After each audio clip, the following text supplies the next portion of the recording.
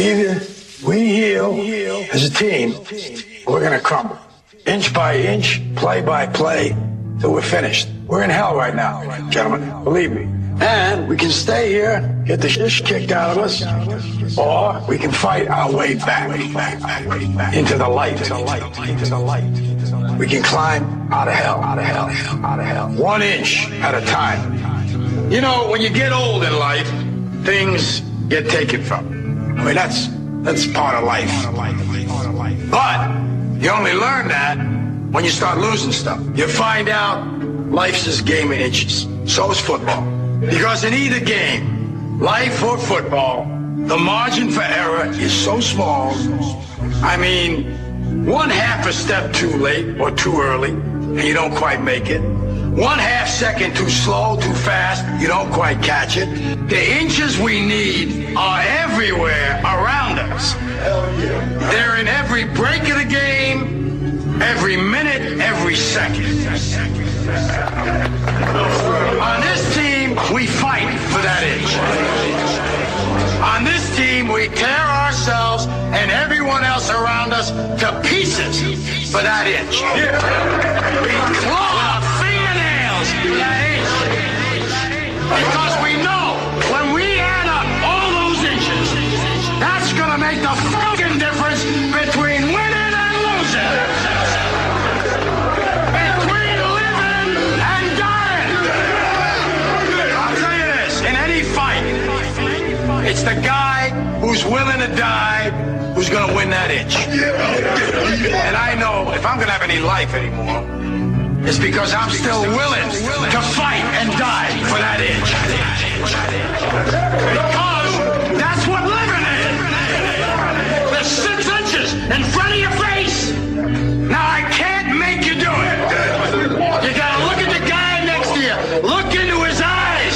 Now I think you're going to see a guy who will go that inch with you. You're going to see a guy who will sacrifice himself for this team because he knows when it comes down to it, you're going to do the same for him. That's a team, gentlemen. And either we heal now as a team, or we will die as individuals. Ideas are bulletproof. Ladies and gentlemen, welcome to the show. It is December 4th, 2011. This is Down the Rabbit Hole. I am your host, Popeye from FederalJack.com. And I'd like to thank you all for listening. I'm a little tired today because I've been running around all week getting things prepped for my move over here at the Federal Jack Studios. I'm moving into a bigger area. And I've been running around all week, so I'm a little tired. Plus, I've already done about 4 hours of radio, so I'm a little tired today. But I have a bunch of stuff that I want to get out, and I want to get taken care of. There's a couple clips I want to play right off the bat. Things that are pissing me off, and before I go into anything else, because there's a few things I want to discuss today. But I want to get this out before I forget because, you know, there's so much to cover. Never enough time. But I want you guys to hear this. It's a quick clip. It's about 1 minute and 30 seconds long. It's TSA strip searched an 85-year-old woman. I'll repeat this again. TSA, the TSA Goon Squad, strip searched an 85-year-old woman. Unfriggin' acceptable. Pressure was sky high. This 84-year-old grandmother, a snowbird from Long Island who has a place in Coconut Creek, is still mortified. They took my pants down, and then they took my underwear down. She says she was strip searched by TSA agents at JFK Airport this week before catching a flight to Fort Lauderdale, Hollywood International. It's never happened in the 10 years I'm flying down to Florida. I have a defibrillator, so I don't go through the machines. I ask them to pat me down or use the wand. Instead, a couple security women whisked Lenore Zimmerman away in her wheelchair. Then they took me into a private room and strip searched me. But the TSA said no strip search was conducted and proper procedures were followed. Here's part of their response. While we regret that the passenger feels she had an unpleasant screening experience, TSA does not include strip searches as part of our security protocols, and one was not conducted in this case. Still, literally adding to Zimmerman's pain and suffering, she cut herself when she tried to lift this lightweight walker off her lap. I banged that up against my leg, and I started to bleed. The TSA called a medic, but the process took so long that Zimmerman missed her 1 p.m. flight and had to wait more than 2 hours to catch the next one, she said. Don't I look like a terrorist? I'm going to be 85 years old, and I weigh 103 pounds. And they strip searched me. Welcome to the USSA. And of course, TSA, we didn't strip search her. Right. Well, that's not in our requirements. So you're going to tell me just because it's not in your rule book that one of these goon douchebags who gets a rent-a-cop badge and gets told by some federal bureaucracy that he's got the power, now runs around on a power trip, you're going to tell me that's not going to go off the rails at any time? Right. Because it hasn't already. Because, oh, wait a minute. Yes, it has. Duh. Go look in the news. TSA agents raping little girls. One guy, brazenly took a girl into the bathroom of one of the airports. How bad does it need to get before you realize what's going on? How bad does it need to get before you say enough is enough? I'm not going to accept you doing this kind of crap. Strip searching an 85-year-old woman. An 85-year-old woman. You heard what she said, yeah, because I look like a terrorist. Unacceptable. What would you do if that was your mother? Or your grandmother? How would you feel? Someone goes up and strip searches your grandmother, forcefully makes her take her underwear off. What would you do? How would you feel? I don't care who you are. You're from, what color you are, what religion you are. You're not going to allow the old lady to be touched and assaulted like that. None of us would approve. Nobody in this planet. I think that's a universal thing we can all agree on. You shouldn't strip search all ladies. So you want 1 point for everybody to get along on and get together on? There's one major thing. Stop strip searching old people. And then with that leads the foot into the door with, why does TSA even need to exist? Yeah, we need security, but not them. It'd be better to have private-run security just like we did before 9/11, without government intrusion into it. Maybe if things were run properly and the airline industry wasn't being railroaded into the ground on purpose, they're doing it on purpose. Even the airline industry executives are like, the government, you guys are destroying our business. Stop it. Think about it. In order for these industries to thrive, just like the oil industry, they're not behind this. Because they need stability, just like the oil industry needs stability in the Middle East. So you have to look beyond them to the people behind the curtain. Why are they doing this? Because they want you to. First of all, the whole TSA thing is about more than just patting you down. It's about getting you to accept the idea that, hey, we got you. Everybody could be a terrorist. First it started at the airports. Now they want to do it on the roadways because terrorists use the road. Yeah, and you could get hit by a bus while walking across the street. Does that mean, you're going to make buses illegal or walking across the street illegal or make that a terrorist act too? Does the bus become a terrorist because it ran somebody over because they walked out in front of it? I mean, when do we allow this craziness to stop? When do we stand up and say enough is enough? We're not allowing this anymore. When do we stop it from happening? When do we stop allowing it to happen to us? When do we say no? When do we put our hand up and look down the end of the hallway at the agents, just like in the end of the Matrix, and they're firing their guns at us? When are we going to be like Neo and put our hands up and say no? No. Enough is enough. When are we going to say, I'm done with this? And stand up. People, they would bring out guns. Not if everybody stood up. We outnumber them too much. The whole gun thing and shooting thing and rounding people up, that's to frighten people and to push fear. They have to do that. A lot of that, yes, they do have the camps and all that, but a lot of that is physical posturing to get you to acquiesce, to go in there willingly. Because if everybody said, F no, we won't go, guess what would happen? Yeah, you might shoot a few people, but they would get overrun within a brief period of time. Those teams that were shooting would eventually run out of ammo, and the general masses would be even more pissed that you just slaughtered people. And very bloodthirsty. And those troops on the ground right then and there, police, whatever they were, foreign mercenaries, they would be engulfed by the people. And then it would spread. They'd only be able to take out so many people. So it's about fear. They need the fear to control you, ladies and gentlemen. They need to be able to scare you into submission. We're going to break. We are back, ladies and gentlemen. Whew. During the break, I took a swig of water, and it went down the wrong pipe. You got a mouse in your pocket or something? I was choking for about a minute, man. Whew. I hate that. It's the worst feeling in the world when you can't breathe and you can't catch your breath. Yeah, and they say that's not torture. Yeah, I can tell you what. Waterboard somebody. That's not torture. They can't breathe. No, that's not torture. Dude, just from choking on my little mouthful of water here just now for like a minute straight, I could tell you what. I would terrifying, dude. Even doing it accidentally for a few seconds, isn't it? Or it can be.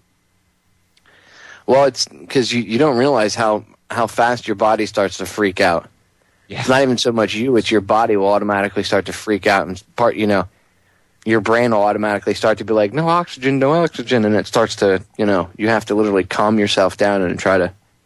So yeah, it's scary. I can only imagine what being waterboarded. What do they call him? Khalid Sheikh Mohammed at KSM. Yeah, they waterboarded him like 70 times. Yeah, 170. Yeah, 100 sometimes. You're right. Try it on yourself. Information out of that guy. Yeah, you're going to get real information from him. Yeah, because you're gonna get whatever you want to hear, and that's the ludicrous thing about it. And that's why there's a lot of truth in what Ron Paul says. That's totally ineffective, and now they're making it legal to never even have to worry about proving that they had the right to do anything that they did, or even that they have the right to hold them indefinitely until they die in prison of natural causes, even if they've been found not guilty, and. The things that make you a terrorist are having more than 7 days worth of food or any type of preparation. So if you have, I got a buddy. He's missing 4 fingers. He's definitely a terrorist. I guess he probably a bomb maker. Probably. He's got to be Al Qaeda. Yep, got to be Al Qaeda. Gots to be. Oh, Popeye. Don't bother to mention or think about industrial accidents. My friend's father's missing one of his fingers, dude. The guy, it was his ring finger on his left hand. His wedding ring got caught in a piece of metal, and it took his finger right out of the socket and everything. Took it right off. That happens a lot. So what is that guy? That's how I lost my wedding ring, because I didn't want that to happen. So I never wore it to work, and I lost it. I didn't lose it at work. I lost it leaving it on the shelf at home. Could have possibly been swiped. If you have 2 weeks worth of preparations, you're now a terrorist. And in Florida, They tell you to have at least 2 weeks worth of preparations for hurricane season and stuff like that. So now the state, does that mean that the state of Florida is sanctioning terrorism? Must be. Send FEMA in. Yeah, I guess that means we're going to have federally sanctioned drone strikes. You're going to have to start looking for contraband, Popeye. When they come to your door, you'll let them in, and they'll make a pile in the middle of your living room of all the approved items, all the items on the unapproved list. You'll be told they're contraband. If they come back and find these things again, you will go to the hole. They'll put you in solitary. Ridiculous, dude. I mean, they start making everything illegal, and now they're even making it illegal to just be private. They'll probably want to say, if you don't want a camera in your house so we can see what you're doing, if you weren't doing anything wrong, you wouldn't have anything to worry about. Eric Schmidt already said that. Exactly. And then people are like, oh, well, yeah, that's true, man. I don't care. I don't do anything wrong. Get out of here. It's none of their business what you do, ever, unless you hurt someone. cause damages. Okay. If you violate someone's natural law, JJ, then if you violate natural law, goes my throat again. If you violate natural law, then yes, you're breaking the law. You are violating someone's, natural law and, their natural rights. But man's BS law, this admiralty law BS or some statute or whatever, that doesn't apply to us. It applies to corporations, not us. I am not a corporation. People don't know that, dude.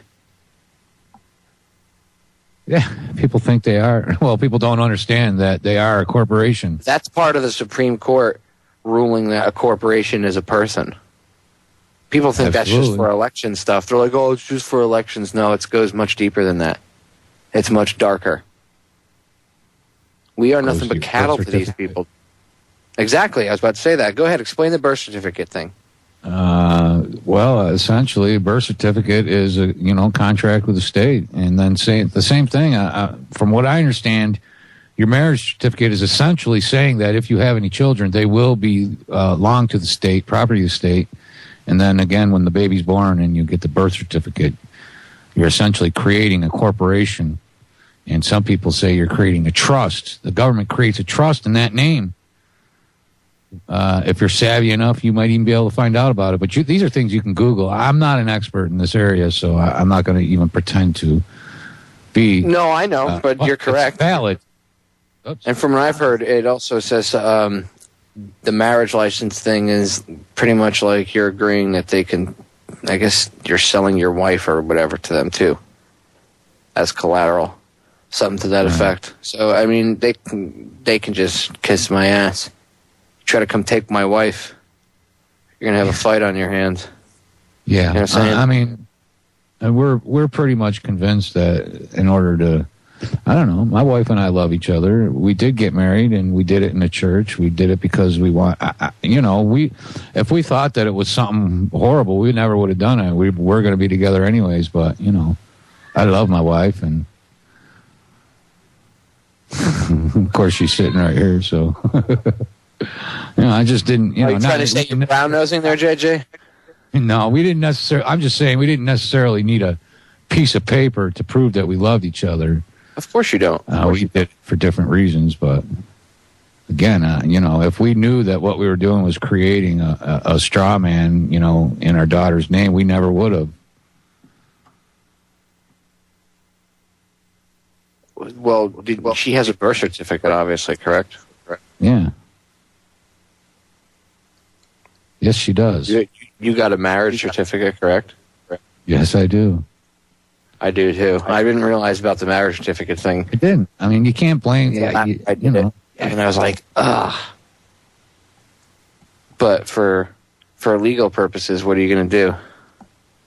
You can't. I mean, if you want to get married legally... I only did it really so in case something happens to me, my wife can get access to my, she'll have access to like my what little money I do have in the bank or my benefits from the VA and stuff like that. So at least she'll be taken care of. But that's all I really did it for. It was legalities. Otherwise, I wouldn't have even bothered to get the piece of paper. But it sucks that you're kind of pushed into that because I don't think anybody really wants to contract out to the government, although they don't realize that they do. So, there's still things I learn every day. There's a great movie. You want to learn how to do some of this stuff, dude. There's a great movie to start watching. It's called Ungrip by the same guy that made Kymatica and Esoteric Agenda, Benjamin Stewart. I uploaded it to YouTube at his, I offered to upload it for him because I had uploaded Kymatica originally for him years ago to Google Video. So I offered to upload his new movie for him, and I put it up, and it's got like 40,000 hits already. It's incredible. Ungrip. Really? All word. Yeah, dude. This guy in Canada talks about how he got out of the grid and got off the system, and he built like a house that uses like solar energy to help heat it. It's incredible, dude. You got to see the movie. Okay. I'll find for it and throw it in the chat. Stay there right there, JJ. We're going to break. Ladies and gentlemen, we'll be right back in a few minutes. Stay tuned. Citizens to advance your ways. All my real patriots stand up and say 9/11 was an Welcome back, ladies and gentlemen. And I'm sure all the stooges that are recording this, because they now admit that they are recording all internet broadcasting. Ladies and germs. Alternative media. So we're being recorded? Yeah. I wish I had my camera going so they could record this. Is that your middle finger? Because I know you have RSS. RSS, yes. RMS. Or RMS, that's what it is. Yeah. Restless middle finger syndrome. Syndrome. Anyhow, sorry, I was interrupting. No, it's okay. Well, why don't you, explain what RMS is? Yeah, just give them a quick, brief overview of what happens when, what happens. Essentially, I realized I was afflicted with this condition, this restless middle finger syndrome. I'm going to say back around in 5th or 6th grade, I spent a lot of time in school suspension and detention due to my restless middle finger syndrome. Later, followed me through life, in and out of institutions and, facilities where it often got me 90 days in the hole, 27 days at a time in the hole. Restless middle finger is actually, to me, it's comforting because I know I got an answer for everything because I can just pull it out of my pocket and wave it. Do you have a one-size-fits-all answer for any question from an authoritarian type figure? That's right, man. That's it.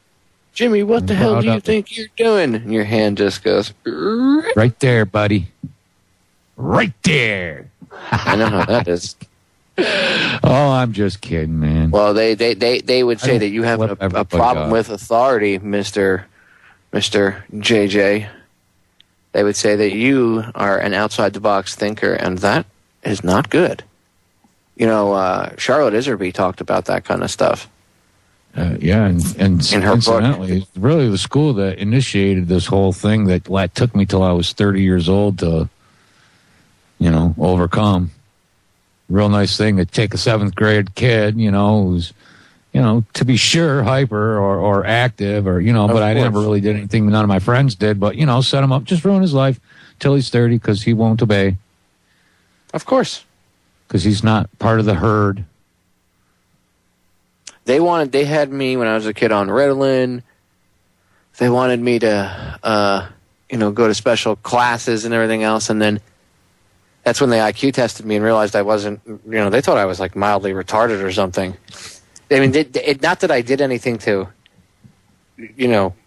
cause them to think that other than I questioned the teacher.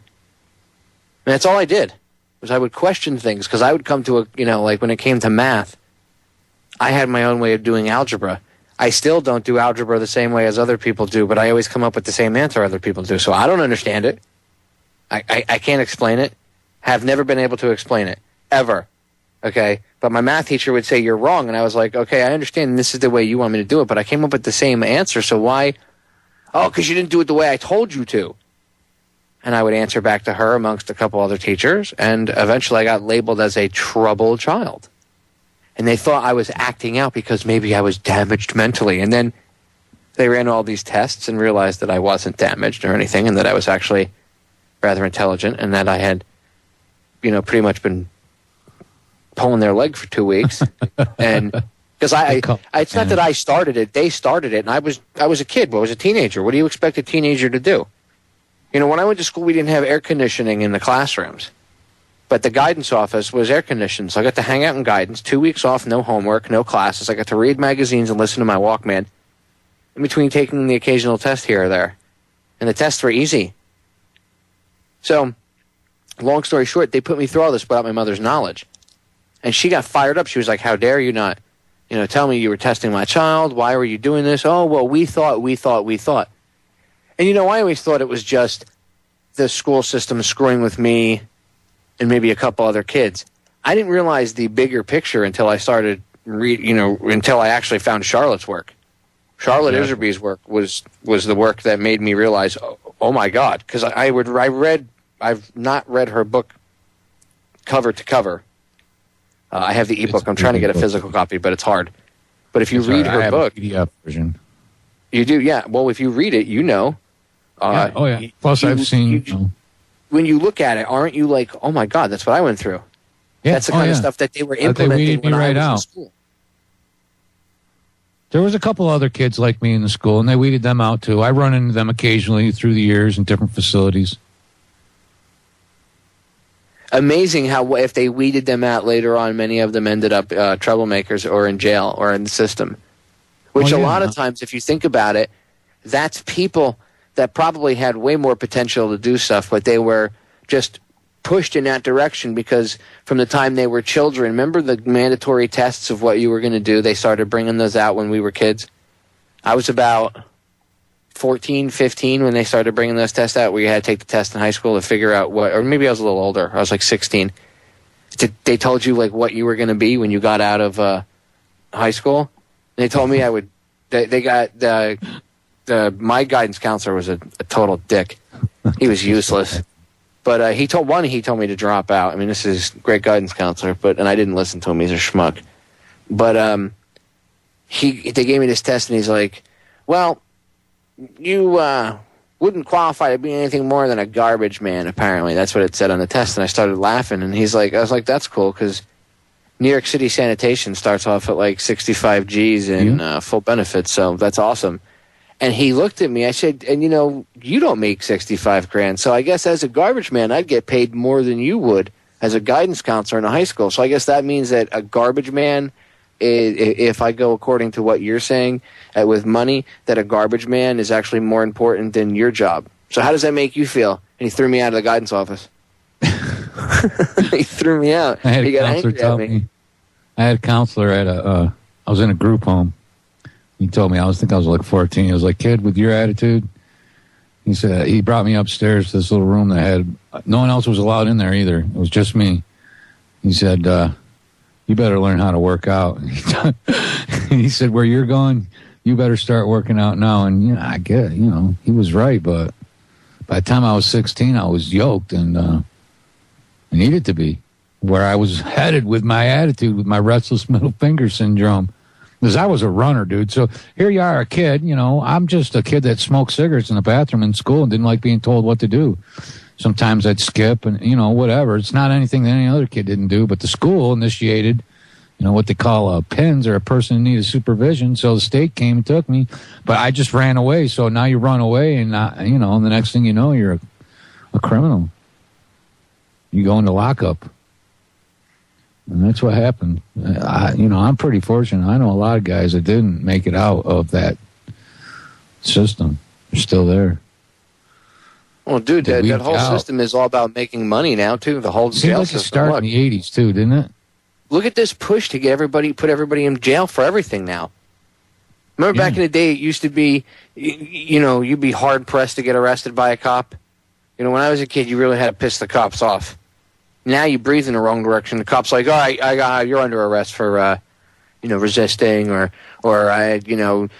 impeding an investigation," and they'll take you to jail and they'll put you through the system. And they don't care. I mean, yes, there were cops that did it, but the abuses of the system were less. And therefore, the clogging of the system. Now a lot of times cops use their arrest powers and and their authority as some sort of device to get even with people to piss them off. Yeah.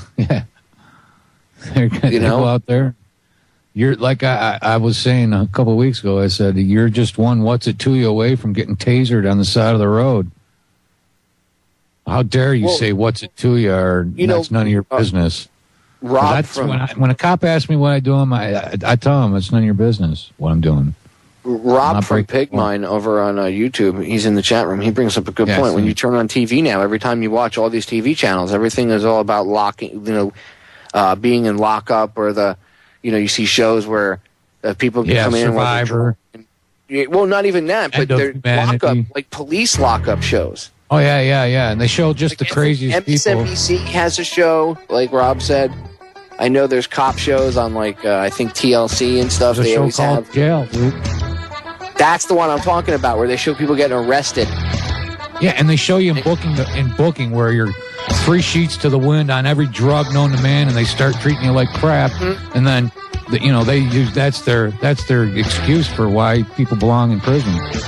Exactly, it's So all take a guy, privatized. treat him Too. like an animal. Somebody's making tons of money off that. It's legal slavery. We'll be right back.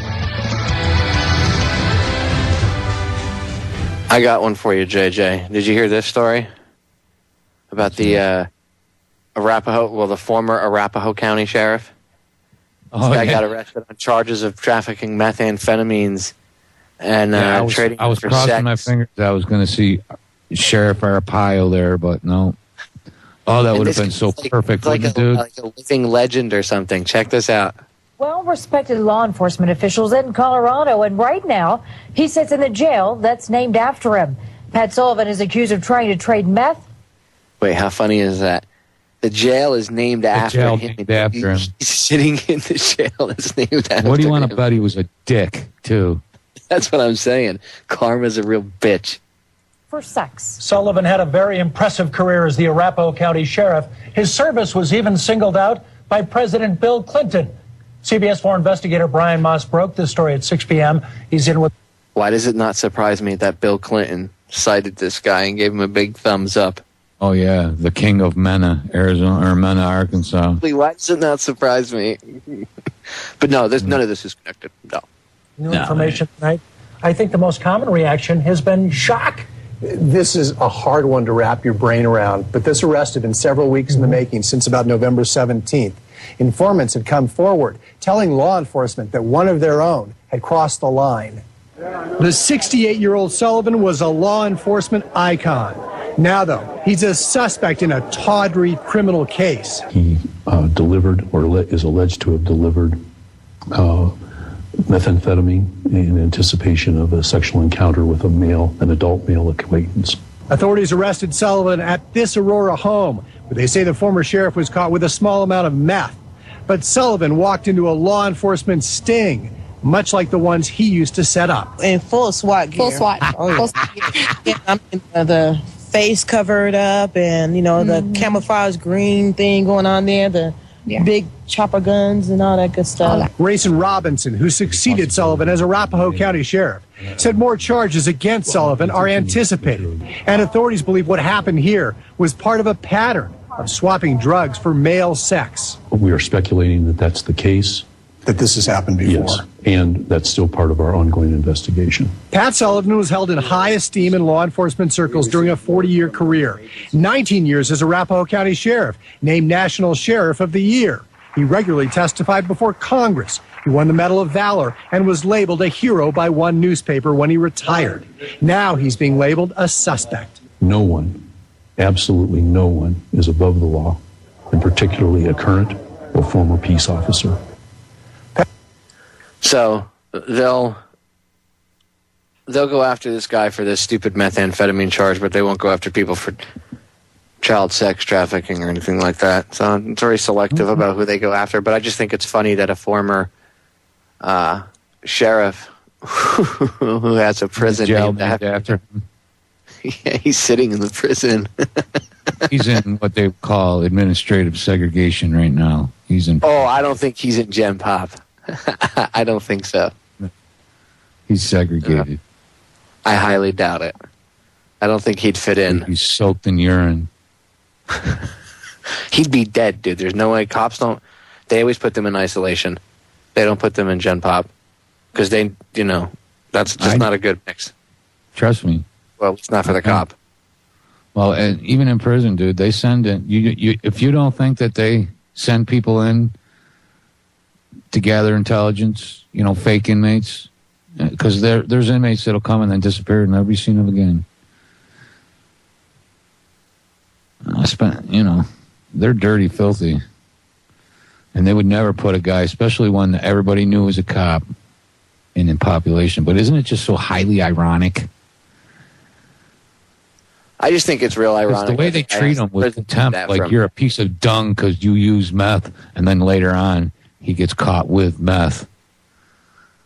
That's just hypocrite, dude. That just goes to show you a lot of these guys are hypocrites, and that these people are not, they're not perfect. That's why this crap where they give cops immunity in a lot of cases, and we want to give police officers immunity from prosecution, to deal with their jobs. That's horse crap, because they abuse their authority all the time. And then what happens if a cop breaks into your house and rapes somebody, right? He breaks into a house, rapes a woman, right? But he was wearing his uniform at the time, so that's considered okay because, hey, he was wearing his uniform? It was, he was in the line of duty. So, like, at what point do we say enough is enough, dude? He was protecting her rights. Just insane. And I'm not saying that people should go out and, like, shoot cops or anything like that. That's not the answer either, but we need to stand up so it doesn't get to that, because that's what they're trying to push. They're trying to push it so that the general public fights the police. That's what they want, dude. These elitists. I sort of believe that this is the deal: is that this giant global bureaucracy is we're due, and a lot of people agree with me, and I don't fully buy into all the spiritual hokey pokey out there, but there is an age of enlightenment that's upon us, and I just happen to believe that we're going to evolve beyond this, and they know that. But they know that we know that the central banking, that decentralized government, that these things are failed systems, that this whole money, me is we're about to move beyond that. Beyond this control. I think they know that, and I think it's just good that there is people out there like us that see it, and it's got to be nonviolent, dude. I don't care what anybody freaking says.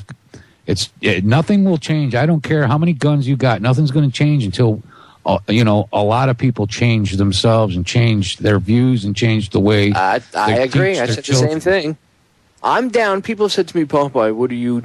You wouldn't be down for, like, exploring the oceans and stuff, or space, like, I think you're just, you're backward and you don't think and you're old-fashioned, you must be a redneck, and I laughed. No. Nothing could be further from the truth. I want to explore space. I want to explore the oceans. That would be totally cool. No more war. No more disease. We could take care of each other. That would be awesome. Too bad that's not going to be reality until we evolve spiritually. We have to stop wanting to control each other. And until we can get past that, that future is impossible, because that future is not what we'll have. We'll have a dystopian version of that where it's a police state and everything else. You know what I'm saying? What they're trying to push on us now. Sure. And they want to get things started. They already have the apparatus to really subject people to some pretty horrible tyranny. And it's about, I don't know. I mean, I see how the bureaucracy was in prison, because it's such a tightly concentrated, microcosm of society, and with the authority, and then with the general population, and like I said, with there's your hierarchies, and but essentially I just see how crazy I know for a fact that there's not a prison out there that if all the inmates got together, all 100% of them, every single one of them, they could storm the gates, every single one, everywhere in the world. It doesn't matter, but they're kept in there. They know that there's more to getting out than just storming the gate and getting outside the door.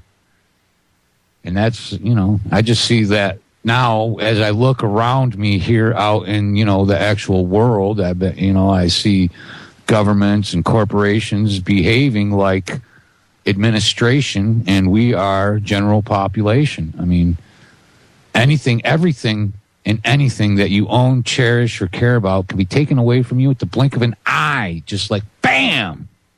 Next day, you're done. Everything's gone. And, until people That's realize... why money doesn't mean anything, dude. You know how many rich people have had, they lose everything, and then that's when they realize what, the true meaning of things are, or they understand things a little differently. Sometimes you have to go through that to understand it, you know what I mean? Because, Been there and bought the T-shirt, buddy. Well, you can lead the horse to the water, JJ, but you can't make it drink. No, you can't. I don't let that discourage me either. No, you shouldn't. Not everybody's going to wake up right away. Like I said on your show earlier. Dude. You know what I'm saying? I'm going to be good to somebody no matter what. I'm just going to be me regardless of the consequences. I'm not one of those idiots that goes out. You should be you. You shouldn't try to be somebody else. That's a lot of people's problems. They stumble through life trying to be people they aren't. Just be yourself. Well, it helps if you're cooler than the other side of the pillow like me. Well, I mean, people like you deserve. I do. I go around through life to the beat of my own drum. I don't care. Papa, you're one of my favorite people, dude. Don't sweat it, man. You don't have to try to if people don't like me, I don't care either. I march to my own beat, dude. You know what I'm saying? Oh, man. You and Tootie? Love me or hate me, I am what I am. And that's the way it is. Oh, yeah, man. You're one of the... You're one of the mold when they made me. I'm one of a kind. We're going to break, ladies and gentlemen. JJ and I will be back. Mold maker too. I thank JJ for hanging out because it's been a long day. Ladies and gentlemen, stay tuned. We'll be back in a few minutes. We're going to the top of the hour. We'll be back with hour number 2.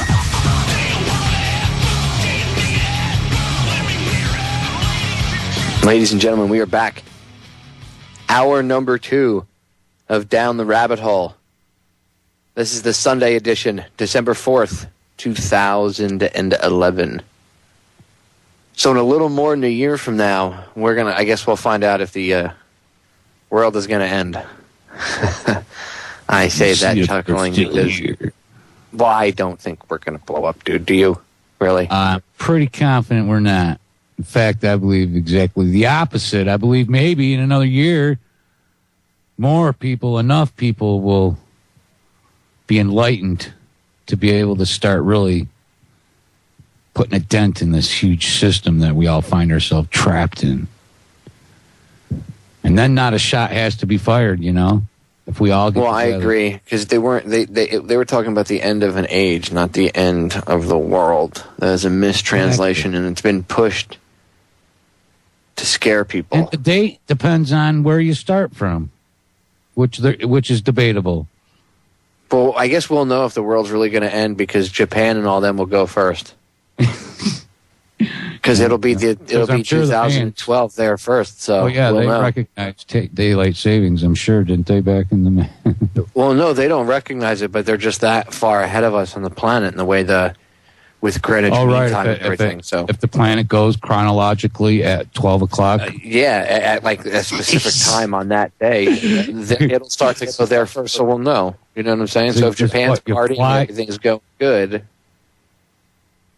Yeah, just wait till Japan's destroyed, wait till the dust settles, and hopefully you can catch a flight from California over the opposite direction and before California's destroyed. Or is everything going to sink? What do you think? Is the planet just going to split up? We're going to get hit by a brown dwarf? I honestly... Is the moon a ship? Are they going to crash the moon into us? No. Although I've seen enough evidence to say to support the fact that the moon is not natural to this area, meaning it's not a chunk of Earth like people have right, which is the prevailing theory. Yeah, I've seen enough evidence to prove that it's not a chunk of the Earth. But I mean, look, when they shot it with a missile a couple of years ago, NASA, like 2 years ago, a year or two ago, they hit it with a missile. It rang like a bell. Yeah, it sounded hollow. Well, that would mean that it's hollow on the inside. Yeah. So it's not a solid chunk of rock after all. So, Just one of those things that makes you go, maybe Lee's right. Maybe we didn't go to the moon. I can't rag on people for saying that because I know. I mean, neither. The evidence. Well, here's my thing. I think we eventually went to the moon, but I don't think we went when we did. I think they faked it to at least get the Soviets to think that we got there first. Well, I think because I think we were having technical difficulties, but I do think eventually we did get there. They did this. They probably did the mission in secret. They faked the landing. It's just, I mean, some of the evidence. I'm not going to say it's irrefutable, but it just sure is pretty convincing. Yeah, dude, the wire thing and other things that I've seen, it's like wow. So yeah, maybe they did stage stuff. From light in other directions, things, studio lights. Well, people have said that even the astronauts admitted they staged a few things, and people were like, well, the film didn't make it, so they had to restage it. Well, then why wouldn't they tell people that? Exactly. See, so that's why I think there's something more to it that they're hiding. I mean, maybe it's not nefarious. Some people think it's because that the reason they don't talk about it is because they saw aliens up there, and the aliens told us don't effing come back here. I mean, and who knows? Maybe that's why we fired a missile at it. Maybe Ike says the thing is hollow and that it's like a base or something. I have to check his newest book out. I haven't read it yet. I don't like to judge people's thoughts on things unless I've read their work, even when they do talks, because. You can't judge Ike, especially just from his talks. You have to read it. You can't say he's crazy either. Just can't. I don't think he's crazy. I don't think he's. I don't know if he's 100% accurate, but a lot of the stuff he talks about, I do agree with. Some of the stuff, I still need a little more proof, but I don't want to call anybody crazy. He's a researcher. See, I find it disrespectful for someone who quote unquote wants to find the truth to be respectful of one person because they say one theory, but then laugh and point fingers and have the same Pavlovian response when someone else says something that maybe you think is out of the ordinary. Well, we're finding out that a lot of things are out of the ordinary, aren't they? Yeah, so I say let's just be open-minded and let the facts fall where they may. That's all. But I think you can't judge somebody like him without reading his books first. So I don't remember what exactly his whole thing about the moon is. That's why I got onto Ike. But I have his new book. I just got to read it. But something like the moon has aliens or something in it. Or reptilians or whatever. And who the hell knows? I don't know why everybody thinks interdimensional travel or, is so... I'm fully on board with it. But it's not out of this world, dude. Even science is admitting, mainstream science, quantum physics. They're saying there's multiple dimensions, that there's a fourth dimension on top of this dimension. Even the mainstream news was talking about this a couple months ago. So now they're admitting to your face, hey, yeah, there's a... well, string theory is mainstream. You didn't even know about. String theory is the prevailing theory now. It's the consensus. What do you think about that?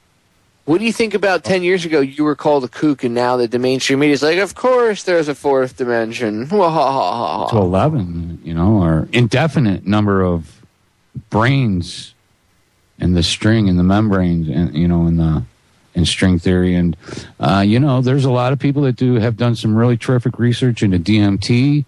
You think about the fact that all through ancient cultures, civilizations, the 13th week of a woman's pregnancy is when the soul enters the child. Oddly enough, that generally in the 13th week is when you can tell the sex of a baby. Oddly enough, that's about when the fetus, the very first time your pineal gland will release DMT is around the 13th week, and then the next time it really does it is it releases all the rest, at when you die. So it releases a massive amount when you enter this dimension. It releases a massive amount when you leave or exit this dimension. All you can do with energy is convert it. You can't destroy it. And you have an energy, so... Exactly. Where does it go? I'm totally on board. Where do we go when we die? Where does our soul travel to? What happens? Does it... it just doesn't dissipate and go into La La Land. Some people say they've gotten who knows? Well, that's what I'm saying. Who knows, I know dude? This Popeye. My grandpa told me that he told me on his deathbed, it was almost the last thing he ever said to me was, don't worry, it comes to you in time. He said there's nothing to worry about. He was totally serene, totally peaceful. He just told me not to worry. He said, at the very end, you'll figure it out. It'll come to you. whatever that is, even if it's just that calm, that it's, or maybe it's just, his brain trying to trick. We use more than our senses. I don't know, because I've seen other people die that had horrible nightmares until they finally did die. But we use more. We use our like our soul can sense things. You know what I'm saying? Sure. My mother was in a morphine-induced coma when she died because she was dying of lung cancer and her body was shutting down. So they put her in a morphine-induced coma to calm her breathing down and to relax. She couldn't have any cognitive thought anymore. She was, she was losing it because she knew she was dying, and it was collapsing her heart and her lungs. Oh. So when she was in her morphine-induced coma, she was still breathing. She was hanging on. And my older brother was holding her one hand and I was holding her other hand. And when she was dying, he kept squeezing her hand and he didn't want to let her go. And she kept, you could see her body was fighting to breathe. Now she was in a coma. She could not technically, according to, regular science, she couldn't hear us. Well, I shit you not. I said, Mom, it's okay. I said to my brother, Chris, let her go. Looked at my mother. I said, Mom, it's okay. Let go. We can take care of ourselves. She took 6 more breaths and she died. Okay, so there's got to be more to it. And I seen it. When she died, it was so surreal. You could see that energy. You could feel it around the room. I'm telling you, it's not all cut and dry, dude. There's more to it. Ladies and gentlemen, stay tuned. We'll be right back. Don't go anywhere. Well, welcome back, ladies and gentlemen. So, JJ and I got onto the discussion of spirituality, I guess, and kind of interdimensional stuff. So I kind of just threw out the window the rest of the stuff I was going to talk about for today because it's cool. This is actually an interesting topic as well, and there's a lot to get on it, and it's kind of a taboo subject. People sometimes in the alternative community tend to shy away from it. So I say let's stay on it for a while, and let's throw ideas out there. People in the chat throw ideas out. Go ahead, say whatever.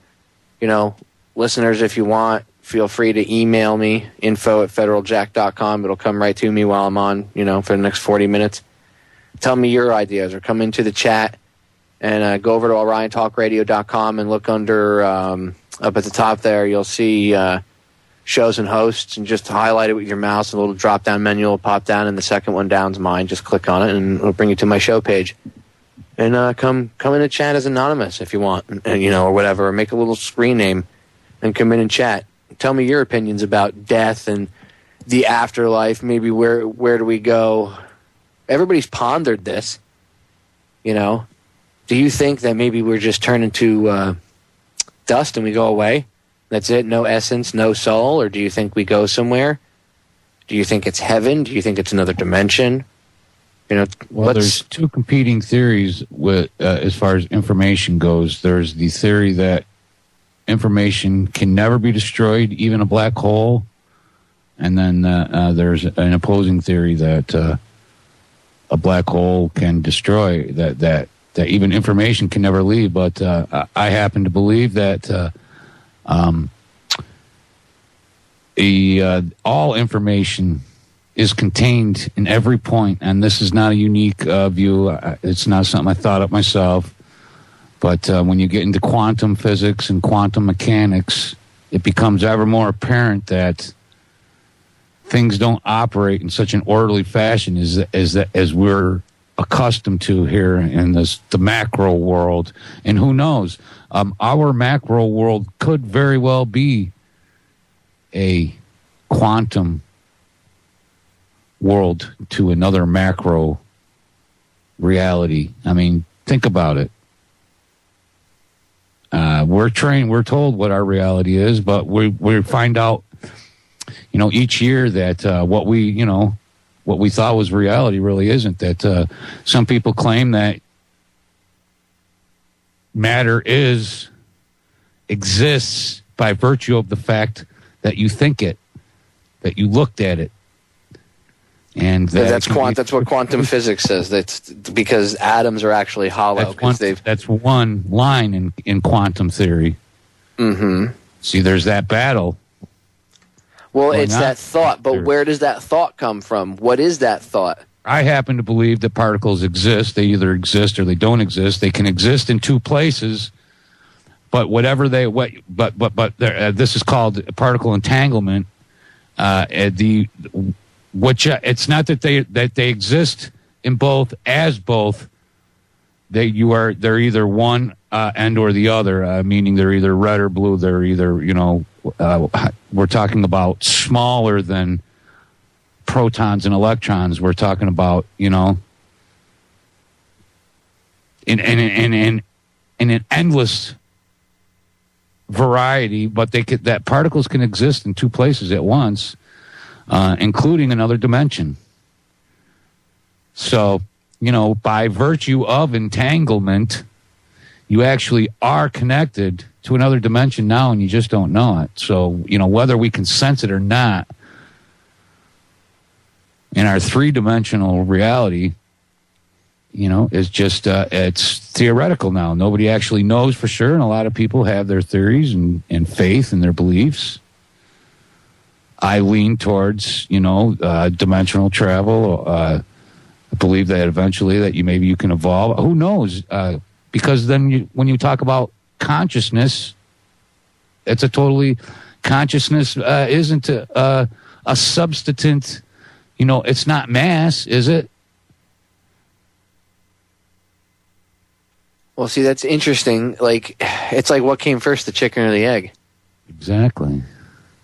The egg gives birth to the chicken, but the chicken has to lay the egg. So, I mean, I think it's a mixture of a lot. I think it's a mixture of a few of these things, and I don't think I think that, and I don't, maybe not all, but I think keys to the puzzle are hidden in the Vatican, and I think big things are hidden underneath in the Vatican archives that we're not told about. The true things, the true history. Because if they can control that, then they can control access to it, and then they have access to knowledge that we don't. So who knows? Right. Always has been, always will be view of existence, or view of the universe, of this reality is comforting, and to find out that there was a beginning and there will be an end isn't very comforting. So that's essentially where we're at with physics right now. Well, I agree that there's science involved, but there has to be some sort of spiritual connection. And when I say spiritual, I'm talking about your soul, your essence, your energy. Has anybody, I don't know, has anybody in the chat room, and I know there's a slight bit of there's an 8-second delay between when the feed actually, they hear us on the feed and when we say it live because of the whole digital thing. But have any of you guys in the chat put in there if anybody's ever seen a dead body? I know I have. I've seen more than my fair share. When I was in the Coast Guard, I saw him. When I was a firefighter, I saw him. When I did towing and recovery work, I saw him. Oh, I haven't seen that. I've seen lots of dead bodies, dude. I've seen people hit by cars, fires, just dropping of a heart attack. It's pretty bad. So let me see. Joe Joseph says yes. Anti-Tyranny News said yes. Rob over at Pigmine, Jack's Rock. Okay, so at least 4 people have seen dead bodies. If anybody's ever been to a whatchamacallit, a wake, and you see someone that you knew, in the coffin, look how lifeless the body looks. Yeah, it's there's like no a car without a driver. You know what I'm saying? Yeah. Well, look at it like this. All right, when you look at existence, look at a week in the life of a fly that lives its entire life cycle in a week, and you compare that to a human who's, how long is one day to a fly that only lives 7 compared to how long is one day to a man who lives to be 100. But does that mean that, are we as, I know that I'm not so vain as to think that I'm the height of intelligent evolution. So just that, time and relativity in space, so a week, one day in the life of a fly is, equals you might compare it to a quarter of a century. So there's got to be, we are the beginning, middle, and end of this existence. It could very well be that it just sprang into existence when 2 membranes and the string theory touched and released, and released an energy, and a new dimension was created. Well, who knows, supposedly dude? all that ever is and all that ever was and all that ever will be was created in that one instant. And that includes you and me and anyone that will ever become from our loins and thereon after until the end. That's what I tell myself to cope with the deal. Try to convince myself these several years when Nice segue, JJ. the media was making this up. I want to stay on this topic when we come back, ladies and gentlemen. Tell me how you feel. Come into the chat, guys, ladies in the chat. Throw your ideas down. You guys are already, there's good chat conversation going on. I want to stay on this. Let's open our minds. We'll be right back. Ain't that a contradiction? I guess it goes to show the truth. It's stranger than fiction, but they don't even show the truth when soldiers are missing. We're back, ladies and gentlemen. Well, you can't have a discussion about spirituality without eventually getting into the subject of at least touching on the paranormal. And when you research the paranormal and ghosts, I'm doing air quotes, you come to realize that there's many different forms of the paranormal when it comes to ghosts or whatever you want to call spirits. A lot of times it's residual energy that is left over that either the wall's soaked up or if there's a heavy concentration of quartz rock in the ground, that'll do it. Or perhaps someone's your eyes body. like a V-star and it plays back and forth. So, Popeye, what if somebody dies so fast that the DMT isn't released and their energy is stuck here? Well, a lot of times, yes, people die. A lot of times, the death is so rapid that they don't even know they're dead, and they're kind of stuck in between limbo from one side to the other. They don't really know what's going on. So, and I guess you could say their spirit is walking around. Look, I went to a haunted estate. I certainly don't think they have the same memory, though. Well, who knows? I mean, I went to a haunted estate not too long ago, and it was creepy. Well, there was stuff going on. It reacted to questions. So if it can react to a question, it's got to have some sort of a memory to be able to answer that question. But it was creepy, and you could feel it. Now, I don't know if anybody's ever felt energy, but I mean, you could feel it. So there's more than what our five senses tell us. I felt it so cold. I was outside in this quarry, and it's 98 degrees out, and there's spots. I mean, this is a quarry where back after World War I, there was an explosion, and like 89 or 112 people died. Some were burned horribly with acid. Some were just blown to bits. Some were crushed with rocks. And there's places there where you walk around, it can be 90 degrees out, and there's spots where you walk into them, and it's freezing, literally 32 degrees. Well, dude, I can attest to the fact that I've seen stuff before in my life. A house we lived in, or excuse me, a house that my friend lived in. I used to stay over and hang out all the time. His father and I were sitting in the living room one night, and a white, shimmery, silhouetted figure of a female walked right through the living room in front of us. And the two of us, it was like 3 o'clock in the morning. I was about 17, almost 18 at the time, and we worked for this printing company in Newark, and we were doing ballot runs. So you're up late, and we had just gotten back from work, and we were just trying to wind down. We were finishing the coffee we had with us we had picked up while we were down in Newark, and we were BSing, and we were sitting there, and the father had told me that he thought something was up in the house, and we got in the subject. We had gotten onto the subject because of what we saw. We were just sitting and watching TV, and I was smoking a cigarette, talking to him, and all of a sudden, it caught me out of the corner of my eye, and my jaw just hit the floor. And this thing just walked in between the two of us, and I looked at him, and for a second I thought maybe I was tired and just seeing things. So I looked at him, and I said, "Did you just see that?" And he said, "Yeah." And his jaw was wide open, too. And he's like, "I've never seen it." Too. Well, I mean, there's more. Who knows what to call it? I don't want to say that we specifically know what it is because I don't believe that. We saw something very weird. Yeah, maybe it wasn't a ghost, but it was an apparition. Well, no, I'm saying I don't know what because you can say ghost, spirit, whatever, but there's enough evidence to prove that there is stuff left behind. Some of it is residual energy, some of it's other stuff. True. And I mean, it makes one wonder that you have to say, well, there's got to be something else. There's got to be, obviously we have energy in us and it goes somewhere. So where does it go? Electromagnetism isn't the same laws don't apply in a quantum level. So your but where does particles it go? Exist. I don't know. Your particles can exist in 2 different dimensions. I know that. Rob in the chat, Pigmine from YouTube, again, he brings up a good point. The first telephones were meant to communicate with the dead. He also said that the moment of death, a body loses, a half a gram of weight? I mean, I never saw that, but I'm not going to say. Oh, that's interesting. So, like, maybe that half a gram is the weight of the essence. I don't know. Who knows? Energy cannot be destroyed, so it can be converted. Of course, but what does it get converted into? And where does it go? It just goes because back it still out has to exist on some level. So maybe it just goes back to the next pool. Goes back out into the pool of energy.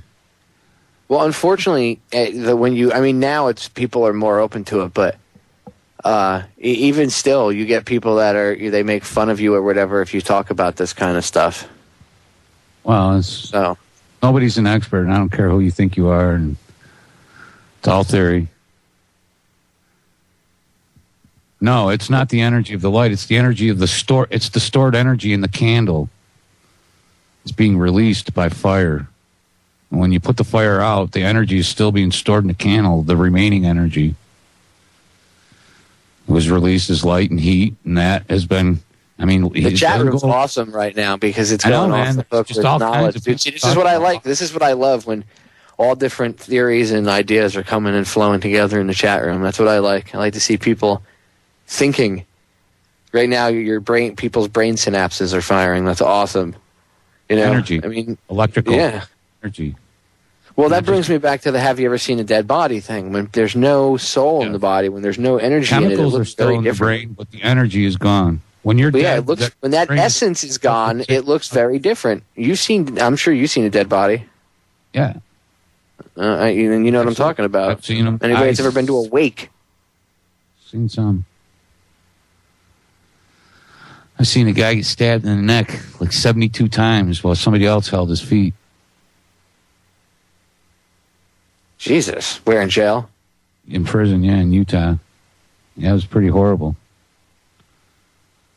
The cops filmed it like a snuff film. Now you can find it on the internet. Well, their souls will be tainted with that. But again, that's an experience. If you want to look at it, that you have a soul, people would say, why do you have a soul? Well, obviously your body's like a car. The soul would be the driver. But what is the purpose of the body then? Well, perhaps the body's purpose, and again, this is just theory, but perhaps the body's purpose is for you to experience stuff in this physical realm, for you to touch, for you to use the body senses to have that experience. Well, that I know reality. this. I'm coming. I can't say I've been here before and I'll be back, but I certainly have that feeling that that everything that some of the joy and beauty I feel and see, it just didn't seem all that alien to me. I don't know. I can't explain everything. I don't have all the answers. I only went to 7th grade, man. Give me a break. I don't think school would teach you this kind of stuff anyway. This is the kind of stuff you have to research on your own. They teach you in school to not even think about this kind of stuff, so... Sure, and the cool thing is even talking about it. These are just my views. I'll preface it right now. I'll say that. This is, in my opinion. All right, and don't tell me I'm stupid because of my opinion. It's my opinion, and it might be a little different than yours. Not yours, Popeye, or anyone in particular, but as I say, reality is relative. It's pretty well. It's a lot of there's been studies that prove that people's perception. I mean, there's the way people perceive things. There could be 5 people in a room, and I could say I could just say whatever I'm going to say and in a certain way and record how I said it in the whole thing, and then, give people they've done studies like this, and give them like a half hour or whatever, go talk to them, let them formulate their opinions, and have a conversation with them one-on-one. And after they're done having a conversation with you, go back and play the original, the recording of what you said, and they'll be astonished at how differently they perceived what you actually said. And people have done studies on this. So, it's amazing that sometimes, 5 different people in the same room will hear something and perceive it 5 different ways. So there's that factor as well. You have to keep that in mind. Perception is kind of important. Remember that. My reality will kick your reality's ass, dude. Like that. Exactly. My reality's better than your reality, JJ. Right. Let's get them together and look at bare knuckle brawl or something. Ladies and gentlemen, fight of the realities. Sunday. Oh, horrible. We're going to break, ladies and gentlemen. We're back in a few minutes. Stay tuned.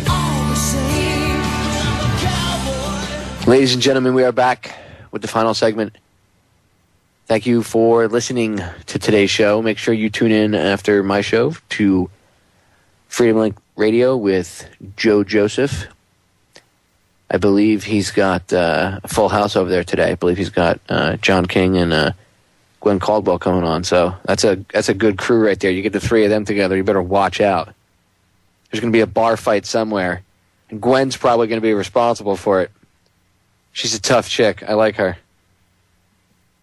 I think she could kick the New World Order's butt on her own. Anyway, also help out Orion. Go to the front of the page. If you guys make a donation over $20, you get a free Orion Talk Radio t-shirt. Just specify what size you wear when you make the donation. So, and make sure you give a mailing address to mail it out. Shipping included, so you don't have to pay for that. Any donation over $20 gets a free t-shirt. Again, if you make a large donation, then speak to Jimmy. You might even get 2 t-shirts depending on how large the donation is. So, I'm sure if you gave like $80 or $100, I'm sure Jimmy would give you 2 free t-shirts. You know what I'm saying? If you rub his hand the right way, he may. Well, it helps us because Jimmy doesn't charge us for the airtime and stuff, and it enables us to get the network running and keep it running so that we can do this stuff. And we want to do other things. We're trying to build a really cool call board. We're trying to do a couple of things with the website. So it all requires money, unfortunately. And, Jimmy pays a lot out of his pocket already. So any little bit of help. And you get a free t-shirt. And hopefully coming soon we might get bumper stickers, but guys, this stuff's not easy to get made when you're running an extremely tight budget. A Jimmy X autograph t-shirt. There you go. I'll send you mine. We'll have a contest, and I'll send you my pre-worn. Maybe all the hosts on the network sign a t-shirt or something somehow. It's got coffee stains on it. It could be worth something someday. It's one of a kind. Mine looks like the slot wore it. Jimmy X signed t-shirt or something like that. Who knows? Maybe. But yeah, anybody that donates over $20 you're in for. So, if you help out, we give you a t-shirt. It's black. It's got the Orion Talk Radio logo on it. Anyway. Anywho. Spirituality and the soul. And, we were talking about interdimensional travel. I'm glad you guys we're down to think about this stuff, I like when people are willing to sit and think about the taboo subjects that people don't like to talk about because they don't want to get labeled crazy or they don't want to get into it. Well, I guess maybe that's my specialty. I discuss things that people don't like to talk about. And speaking of that, this Wednesday, special broadcast, commercial free except for the top of the hour break, my second interview with Judith Ferry Baker. Say that again? Yep. You heard that right, buddy. Second interview with Judith Baker. Oh, yeah, cool. Where? Lee Oswald's girlfriend. Yeah, but where did you say? Wednesday. On on my Orion? show. Yeah, on Orion, of course. How are you getting that commercial free? You got to talk to the owner. Oh, no, that's cool. It's a pre-recorded broadcast because I didn't talk to her, today. I did it on Thanksgiving. Oh, yeah. So Jimmy was kind enough because I worked on Thanksgiving. See, JJ's just jealous. Actually, does things. No, I I'm believe just kidding. I believe JJ is going to have a special interview with Rick Simpson coming up. Yeah, but I'm not going to do it commercial free. I don't have to go rub somebody so I can get something. No, I'm just joking. No, I was just curious where all I heard was the commercial free part. I didn't hear where you said you were doing it. That's all. Oh yeah, here on Orion. You should talk to Jimmy and see if he'll help you. If he'll, I'm sure he would for Rick Simpson. At least give you what you do is you air like 2 hours of it, and then you put the rest of it up on YouTube because that's what I'm going to have to do with Judith's interview. Oh, I got hours and hours and hours too. So yeah, you interviewed him for 6 hours. Yeah, I want to hear this. This is going to be a pretty awesome interview. Rick, 6 hours of Rick Simpson. Because we didn't really talk about like string theory or things like that, but we got pretty deep. Yeah, it'll be very interesting. We talked about, Judith and I talked about cancer. Yeah, we talked a little bit about Lee because it was the anniversary of Lee's assassination when they killed him, when Jack Ruby killed him. Yeah. But, or I should say Lee's murder. But we talked mainly about cancer and cancer prevention and her work with it and whether or not she thinks they use it, which she thinks she does. And we got deep into that because the first time I introduced who she was, we talked a lot about Lee and everything else. And the second interview was, and usually when Judith does interviews, it's, she has kind of, she talks about, she'll explain her background with Lee and some of her work. And on Thanksgiving, because we actually did it on the 22nd, but it kept getting cut off. The CIA kept cutting her off. Because she did an interview with me and Carolyn Rose Goida, who I had on the show, and I think Carolyn's going to come back on within the next few weeks and hang out. She's an awesome guest, and Carolyn had interviewed her, and they disconnected her like 3 or 4 times, and then they disconnected Judith and I, and she couldn't get out anymore that day. So I was able to get in touch with her on Thanksgiving 2 days later. And we only got disconnected once, and we did an hour and a half, almost 2 hour long interview, something like that. So between the 2 days, I'm going to put it all together, and then Jimmy's going to broadcast it. But the whole thing won't be able to air in just 2 hours. So the whole thing will be up on my YouTube channels. I'll put it on both of them. So yeah, I enjoyed the last one. Well, she really gets in depth into cancer now. So. I mean, and this is something I see the passion in the way she talks. Well, that's what was really cool. Was this wasn't like she wasn't in interview mode because Judith's a friend of mine. She's comfortable with me.